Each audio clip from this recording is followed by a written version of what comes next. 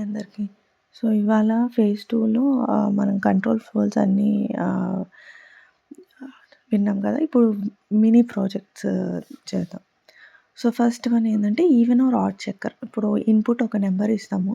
ఆ నంబర్ మన ఈవెనా, ఆడా అనేది ప్రింట్ చేయాలి. సో, దీనికి ఇఫ్ ఎల్స్ కండిషన్ యూజ్ చేసి మాడ్యులో ఆపరేటర్ యూజ్ చేసి మనం ప్రింట్ చేస్తాం. So, next one guess the number game. ఏందంటే సీక్రెట్ నంబర్ అనేది ఒక వేరియబుల్‌లో నంబర్ ఆల్రెడీ ఉంటుంది. మనము గెస్ చేయాలి. గెస్ చేసినప్పుడు అది చెక్ చేస్తది. అంటే ఫస్ట్ ఇన్‌పుట్ తీసుకోవాలి. ఇన్‌పుట్ తీసుకున్నాక లెస్ థాన్ మనం గెస్ చేసిన నంబరు అక్కడ ఉన్న సీక్రెట్ నంబర్ కన్నా లెస్ థాన్ అయితే టూ లో అని ప్రింట్ చేయాలి. గ్రేటర్ అయితే టూ హై అని ప్రింట్ చేయాలి. కరెక్ట్‌గా చెప్తే కరెక్ట్‌గా చెప్పాము అని ప్రింట్ చేయాలి. దీనికి ఏందంటే మనం వైల్ లూప్ యూజ్ చేస్తాం.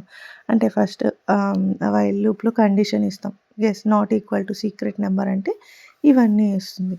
లేదు ఇవన్నీ డిస్‌ప్లే చేసి చెప్తుంది. సో, ఇలాగ.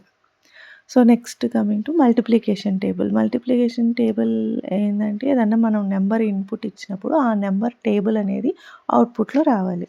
సో, దానికి ఏందంటే మనము ఇక్కడ రేంజ్ తీసుకొని 1-11 దాకా అంటే 10 ఐ అనే వాల్యూ 10 టైమ్స్ లూప్‌లో రిపీట్ అవుతుంది. సో, నమ్ ఇంటూ ఐ అంటే స్టార్టింగ్‌లో అంటే 3/1 అట్లాగా రావాలి కదా!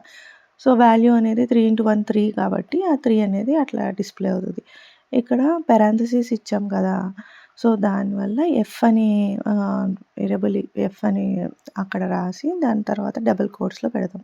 ఎఫ్ అని రాస్తేనే అంటే లోపల పారామీటర్ లాగా మనము పెట్టున్నాము. దాని వాల్యూ అనేది ఇస్తుంది. ఎఫ్ అనేది ఇవ్వకపోతే నీకు నమ్ ఇంటూ ఐ ఈక్వల్ టు నమ్ ఇంటూ ఐ అనేది ఇస్తుంది.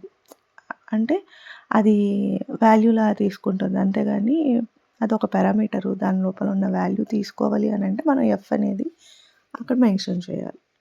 Thank you.